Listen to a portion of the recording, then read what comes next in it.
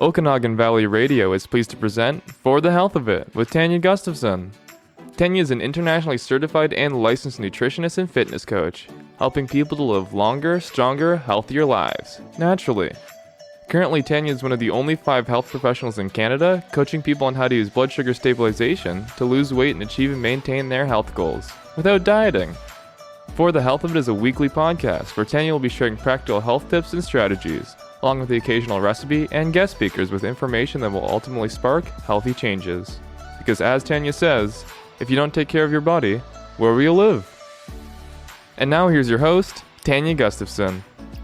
Good morning, everyone. This is Tania Gustafson, your nutritionist and fitness coach with Fit Nutrition.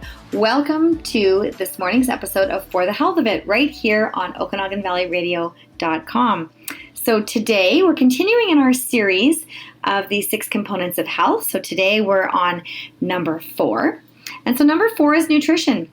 And so we'll just recap a little bit. And you're probably wondering, why is nutrition number 4? If you're just joining us today and you haven't heard the other 2, you can go back into the archived section here on the website at OkanaganValleyRadio.com. And you can click in the podcast vault there and you can find the other episodes from previous weeks and take a listen.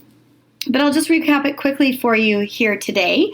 So why is nutrition not number 1 in this series, right? We all talk about food is so important, and it absolutely is. That's one of the reasons I do what I do. But if the other things aren't also in line, if they're way out of control, then it's going to affect the way the food is metabolized in our body. So for example, stress. Chronic stress, we learned a few weeks back, is really damaging to our health. And living in a state of chronic stress keeps our body in that heightened state, and it's constantly releasing cortisol. And cortisol is that hormone that collects fat and stores fat, particularly belly fat. So, which then packs on around your organs, and it's the most dangerous type of fat that you have there, that visceral fat that's encasing around your organs, making them work harder. It's sort of like trying to think about it this way. If you're driving your car, I use a car analogy a lot, you'll notice that. But if you're driving your car, before it snows, it's a lot easier to get down the street, right? And then we have those big snowfalls sometimes here in the Okanagan. And if you're living in a little cul-de-sac, a little side road sort of area, and the plows haven't got there yet, and you're getting out of your driveway, you've shoveled your driveway, but you get out onto the street, and it's got the ruts from the big trucks that have gone through, and you're slogging through it. It's not a nice, easy way to get through. Well, it's the same kind of idea with our organs in our body. When it's packed in fat, much like that slushy snow is packed around our cars when we get parked on the street and the snowplow goes by and cases us in. It's not that we can't get out. It's just it's very, very difficult. It takes a lot more energy, right? We have to get out the shovel, or we have to go back and forth and rock ourselves out if we're stuck. So it's kind of the same idea, right? It's got something packed around you. It makes you work harder, makes your body work harder. We don't want to put extra stress on our organs, right? So we got to get our stress in line. And then our body can metabolize the food a little bit better because it's not being bombarded with trying to store fat. So it can work more efficiently. So sleep. Sleep was the second issue that we talked about. Stress and sleep go hand in hand. People that are extremely stressed don't tend to sleep very well. And that's not a good thing either, because when we're not sleeping, our body is not metabolizing food very well. So, it's not so bad if you're missing one night of sleep, you stay up late and, or something woke you up or whatever. That's not what we're talking about. We're talking about the chronic non-sleepers. You maybe go to bed and wake up a lot, or you have trouble falling asleep and you're tossing and turning and things just aren't working out well for you and you're always tired. And so being in that state of sleep deprivation chronically messes with those hormones that tell our body that we're full or that metabolizes food. And so that really affects what we're putting in. That's not to say that we shouldn't keep adopting good nutritional habits, because you're still going to be a step ahead than if you didn't, obviously, but you're really not allowing your body to optimize as well as it should. Water was number 3, because everything our body does requires water. Our bodies are about 75 to 80% water, and different parts of our bodies have higher percentage of water than others, but it's all got a water component in it. we need our brain to function optimally. And when we're a quart low, so to speak, it's not functioning as well as it should. We're not as sharp. We're not as bright. We're not as quick. We don't remember things as well. We lose our focus. We lose our concentration. All those things when we're dehydrated. And I use the grape and raisin analogy. So think about being a nice plump grape. It's all full and juicy. When you bite it, it squishes out all that liquid into your mouth. It tastes yummy. And then there's a raisin. Not to say that raisins don't taste good, but if you're thinking about those sort of visuals in terms of what your cells in your body look like, when you think of a cell, you think of something round and plump, right, floating through your body. We've all seen those little science videos in school or on the channels on TV. But if we're depriving ourselves of water, we're getting dehydrated, then those grapes are now becoming raisins. And so that just gives you a visual there. And how damaging is that going to be in your body, right? Because there's not enough water going through to flush out the toxins and to move oxygen through your body as well. And so just wanting to think about that. And so then we're moving into the food. So we got to address those other things as well. So not just thinking it's only about one thing. And that's why I'm doing this series on the 6 components of health, because these are important things that we need to address as a whole. It's kind of like how you run your household. You don't just look after one little thing, just because you did the laundry doesn't mean all the other things in the house are going to get done as well, right? You'll have to get them all done. It's sort of a system so that your house runs well and so that you feel like the things are going according to plan, right? And that's what we want to set up for our bodies. So nutrition is a big, big thing when it comes to lifestyle diseases and things like that. So food comes after all these things, because when we get those things in line, then our nutrition is we put optimal nutrition in there, we are really doing ourselves a good favor, and we can get optimal value from the nutrition that we're putting in our bodies. And just to go with that, you're wondering, well, okay, where does exercise come in? Well, we haven't got to that one yet. It's still further down the line in the 6 components of health. And I know that that's going to be surprising for some people. And we're going to touch on that next week. But really, food, think about, you've heard the 80-20 rule, right? Where people say, well, do things well or good for you or whatever they're referring it to 80% of the time, and then 20% of the time you can slack off or cheat food or whatever it happens to be, whatever subject you're talking about. It's sort of the same with the food and the exercise. Like my good friend Mark McDonald, you've heard me mention him before. He's a wonderful health pro, internationally renowned fitness and nutrition expert. Been a repeat guest on Dr. Oz. He's my dear, dear friend. And I love his quote. He says, "No workout can outwork a bad diet." And that is absolutely true. And I've seen this. Pay attention. If you go to a gym, take a look. Are there people there that you've seen that have been coming regularly for years or even, months and months, 6 months, 3 months, something like that, some people years, and their physicality really hasn't changed? It's clear that they're there because they want to lose a few pounds, but have they lost any weight since you've seen them come to the gym? There are many people that I have seen over the years, and I've seen them come regularly. They show up, they love to do their workout, and they're thinking they're going to lose some weight, and they don't actually lose the weight because they're not changing what they're putting in their mouths as well. So no workout will outwork a bad diet, because if you're only relying on your exercise to lose weight, at some point people can control their weight with exercise. There's some athletes out there, top level athletes, and people who are just very, very dedicated to their workout. Those people tend to eat a little bit better anyway, but some people just say, hey, I'm working out like crazy so I can go and eat pizza, or I can go and eat ice cream or whatever. And for a while, that will work for them, usually when you're younger. But what happens if you have an injury? Or what happens if you have a big change in your life? Maybe your job changes, and so the hours are so different that you can't get to your workout. Or maybe you get married and have children, and now that whole new family dynamic changes, and you find it really difficult to get in your workout. And so with all these things that can happen and change in life, if we don't have a basis of food as our foundation, to keep our weight healthy, and we're only relying on the exercise that we have to take the time out every day to do, or however many days a week that you're committed to that, then that's going to eventually fail you at some point.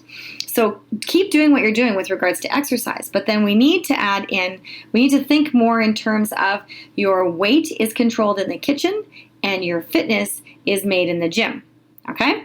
So thinking about that, that's the 80-20 rule for that, right? So your food is your foundation, your weight is determined in the kitchen, and your fitness level is determined in the gym.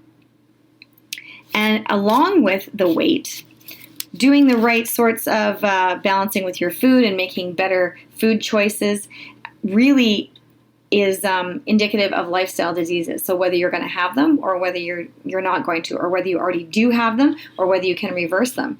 And lifestyle diseases are called lifestyle diseases because they came upon us. We weren't born with them. We acquired them.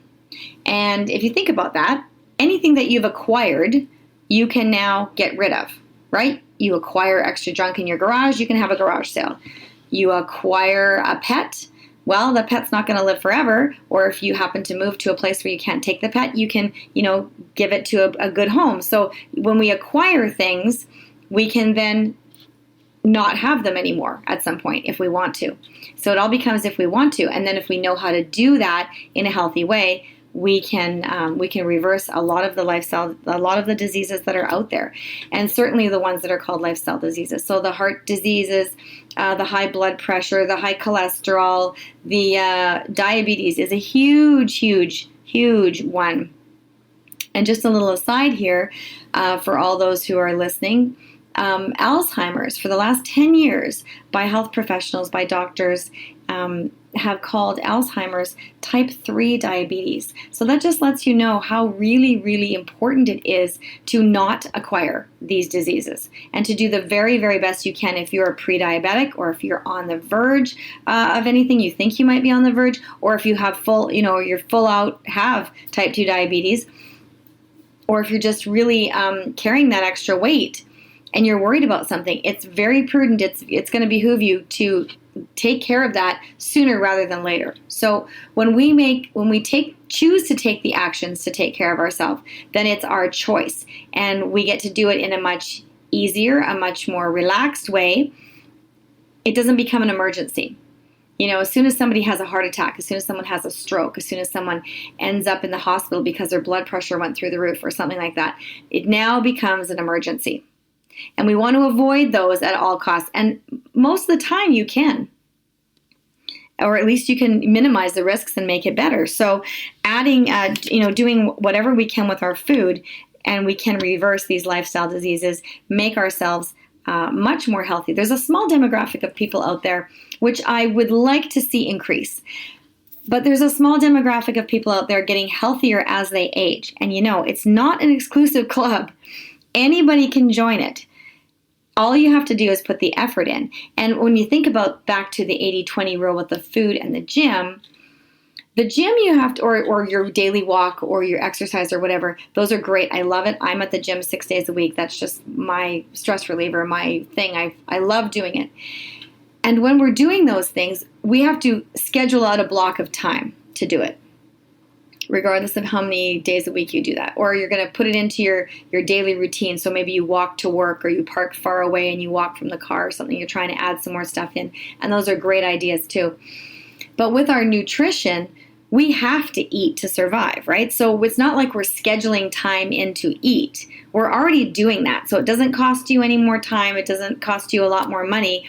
It might actually save you money by getting rid of all those packaged things, by eating out less, and by putting some quality nutrition into your body rather than other things that come in packages, boxes, bags, crinkly papers, things like that. And when we get rid of those things, people say, oh, it's expensive to eat healthy. Well, try getting sick and see how much money you're going to save there, especially if you're heading into retirement years and you would like to go on vacation and your insurance goes through the roof because you now have a pre-existing condition. Or you have to dip into your retirement savings because now you're looking for some answers for some health problems that have come up that you weren't planning on. and you're not able to go take that vacation now, or you're not able to, maybe someone's not able to retire now because they have to continue working. These are all real life situations that have happened and that are continuing to happen because people have not made good choices for over a long term. The good news is that as we start to make better choices, you can start to turn those things around, and like anything, with a degree of energy and chutzpah, or whatever you want to call it, with whatever degree of oomph you put into it, you're going to get that back out, and you're going to get it back out in spades. It's going to come back, and it's a wonderful thing. So putting those good things into your body is sort of like I'm going to use the car analogy again. Your body is your only vehicle that you're going to get to drive you through life. We have our car in the driveway. We can upgrade it. We can trade it in. We can get a new one. We cannot with our body, so we need to make sure that we're putting all the right things inside. I mean, you wouldn't take your car and just dump sugar in the gas tank or something, or you wouldn't put the wrong fluids in the wrong place. And so we got to make sure that we know what we're putting in our body. We need to go with optimal nutrition, nutrient-dense foods, and ditch the packaged stuff and all those other things. And when you do that, like I said, you're probably going to save yourself some money, and you're going to feel a whole lot better. So we'll talk about that when we come back from the break. You're listening to Tania Gustafson's For the Health of It, exclusively on OkanaganValleyRadio.com. And now let's get back to the show. Today we're talking about nutrition, and it's number 4 in our 6-part series on the components of health. So, leading back into now what we need to be doing with our nutrition. So we've talked about obviously getting rid of all the packaged and processed things, right? I have a good friend. He's a little bit blunt, and he's really quite funny. And he says, the food you're getting, a lot of the stuff you're getting in the store is cardboard, and it's toxic cardboard. And we laugh when he says that, but honestly, a lot of that stuff is kind of true. So especially the things that are processed and come in a lot of packages with a whole lot of ingredients you can't pronounce. So any of those things I highly recommend to get rid of. And when I said earlier about saving money when you get rid of those things, and you're probably thinking, well, those things are very inexpensive, and sometimes other things are more expensive to purchase for your health. The thing is, you're getting more value the other way, right? And if you think about it in terms of Costco, everybody goes to Costco because they kind of get more for their money, right? You're paying a membership, and you're getting things at a lower price, and you're able to buy things in bulk, in volume, so you're getting more bang for your buck, so to speak. So in order to get more bang for your buck, nutritionally speaking, you want to put more nutritionally dense foods into your body.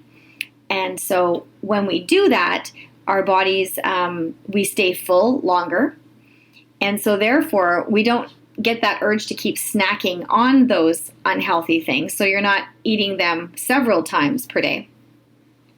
And when we take out all the things that are not really healthy for us, if you go take a look in your pantry, or think about what's in your pantry or your fridge if you're not in the kitchen right now, and go take a look. And if I challenged you to remove all the things out of your, cupboards and stuff that had a lot of sugar in it, that was in a package, that was really not a healthy choice. And you know that. Everybody knows which ones are healthy and not. Sometimes people are a little bit confused on a few items, and that's okay. So the ones that you're sort of not so sure about, err on the side of caution, or leave it there. But either way, pull out all the others and take a look at the pile of stuff you have. I guarantee you'll be a little bit surprised. Everybody is. I mean, it's just it's stunning how many things we end up purchasing that we think we're eating a healthy lifestyle, and we've got all these other things that are adding to our intake that aren't healthy at all. And it's creating inflammation in our bodies, and it's depriving us of nutrition, because as we're eating these other things that are nutritionally deficient, we're feeling full at the time, so therefore we're not eating as much of the nutritionally dense foods as we would if we didn't eat the other to begin with, right? Okay, so I hope that makes sense. And as we're choosing better food items, so thinking more whole foods without the package, thinking lots of deeply rich colored fruits and vegetables, eat those veggies, right? Seriously, our moms were right. Eat the veggies. Our moms were also right when they said, eat your breakfast before you go to school, or eat your breakfast before you go to work. That is a very, very important thing to do.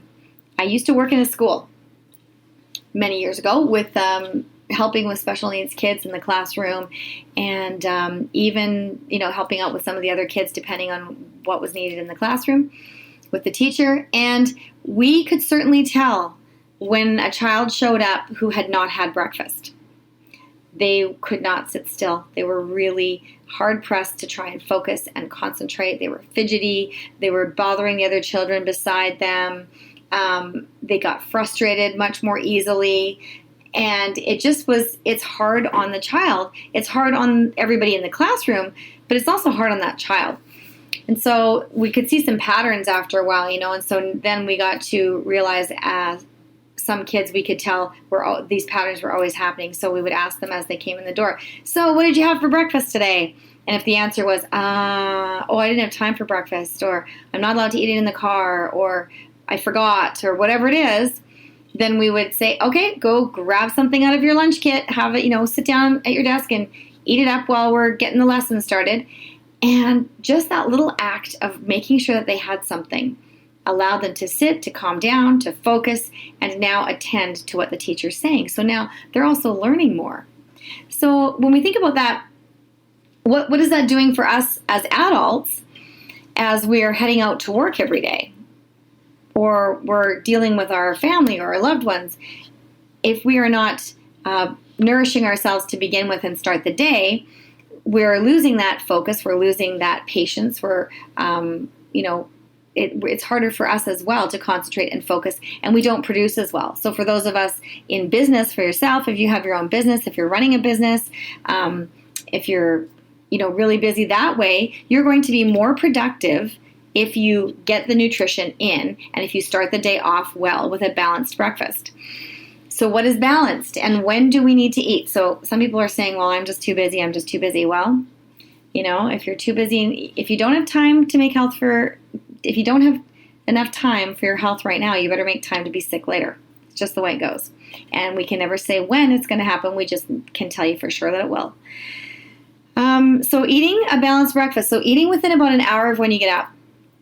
If you really are pressed for time in the morning, try going to bed a little bit earlier at night and waking up 15 minutes earlier in the morning. As a mom, my kids are now all grown, but as a mom, when my kids were small, I would wake up in the morning earlier than they would. So I would be ready to get them up. And then I wouldn't feel stressed because I would have myself taken care of. And then while I get them up and they're doing their thing, then I would get the breakfast ready. So it's just, it's a little bit of organization. And sometimes, I'm not going to judge, and everybody's got their own things going on. But if it's something that's really, really difficult for you, then think about if it was part of your work day that you had to organize, or if it was part of something that, part of your business that you had to organize, how would you make it happen? Because you would, right? So if sitting down to having a cooked breakfast is not going to work in the morning for you, you might opt for a good protein shake. And, a good one is safe for children as well, too. I have a great picture my friend sent me, and I posted it on my Fit Nutrition page and in my 8 Weeks Is All It Takes group a while back. It's so cute. Her little guy was starting kindergarten this fall, and he was kind of going through a thing where he wasn't quite sure he wanted to have breakfast, and he was taking forever in the morning, and then it was affecting his little brother, and then they were rushing to get to school, and it was not pleasant for anyone. So my friend, she has this very good quality protein shake that she drinks, and knowing that it was safe for her children, she thought, well, hey, let's see if they'll just drink this in the morning. So she would make a big giant smoothie with this protein, a chocolate smoothie for all three of them. She'd give her two children each a straw and herself a straw, and then they would, she said, okay, let's see who can drink it the fastest, and they would just sort of have a little race and make it fun. And she took a picture of this. It's absolutely priceless. So, it was a very creative way to get something healthy into her children, and then there was no problem with the rest of the day. He got to school on time. He was ready and willing and able to listen to the teacher. And, and things were good. And the whole breakfast thing did not become a stressed out issue. So if you don't have kids or your kids are gone or whatever and you're still the person flying out the door, consider that. You can take it with you. You can blend it at night if you want and stick it in a water bottle or a shaker bottle in the fridge and then take it with you in the morning. So there's a lot of great options to do that, and you can take it with you rather than whipping through Starbucks to get your coffee and a muffin or a piece of banana loaf or something that has no nutritional value whatsoever. So just saying. And then what do we need to make sure we're eating? So going back to food, so the protein shake, I said, healthy. And so what does that look like? Regardless of if you're having a meal replacement protein shake, or if you're having real food items that you're going to chew, you need to have a balance of a protein, a fat, and a carb together. And when we do that, and we put good quality things together, then we put our body into a place called homeostasis, where our blood sugar is now stabilized. And that's very important because as we're stabilizing our blood sugar, we also stabilize our hormones. We turn on our metabolism, our body releases fat, and our muscle takes it up, burns it as energy. Our body can build lean muscle. At that point, all our bodily systems are functioning optimally, and we have more energy. And our body just functions really, really well, and we feel good. Digestive works well, blood pressure comes down, cholesterol comes down. It's a whole wonderful domino effect just from putting our blood sugar in a stabilized position. And so to do that, you're going to eat within an hour of when you get up. You're going to eat every 3 to 4 hours throughout the day, up until about an hour and a half or so before you go to bed. And you're going to have that balance of the protein, fat, and carb together. So what we do is we say PFC every 3. Okay, say it with me. PFC every 3. So that's your protein, your fat, and your carb every 3 hours throughout the day. And bam, you're done. You're good. And so people out there are freaking out, maybe saying, carbs, we're not supposed to eat carbs. We're not supposed to eat carbs. Well, remember all those packaged things that I asked you to ditch and get rid of? Those are the carbs I'm wanting you to get rid of. I'm encouraging you to get rid of. The healthy carbs that you want to keep, because our body needs carbs. We need that for the balance, okay? Our protein is going to build the muscle and help keep us full. And the carbs are giving us some energy, and the fat is your energy source, or your carbs are giving you some burn there, and your fat is for your brain and some energy source as well. It helps with the slower digestion and keeps you balanced. So we need all these 3 things together in order for our body to stabilize blood sugar and to remain in a healthy place, okay?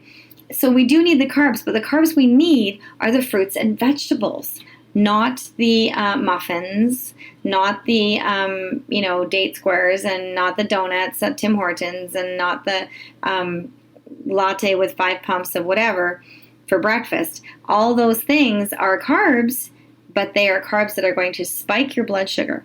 And so spiking your blood sugar means that you're going outside of that balance zone. So here, think about it this way. I'm going to give you a visual. If you put your hands in the air, palm down, right about in front of your chest, and then the other palm right on top of it, leave a space about 6 inches there. You kind of have like a 2 parallel lines, right, with a space in between. They don't meet. That's going to be like your safe zone where your blood sugar is stabilized. So when it's moving inside, it's kind of going at a nice little wave up and down, up and down, up and down, fluctuating just in between those lines, okay?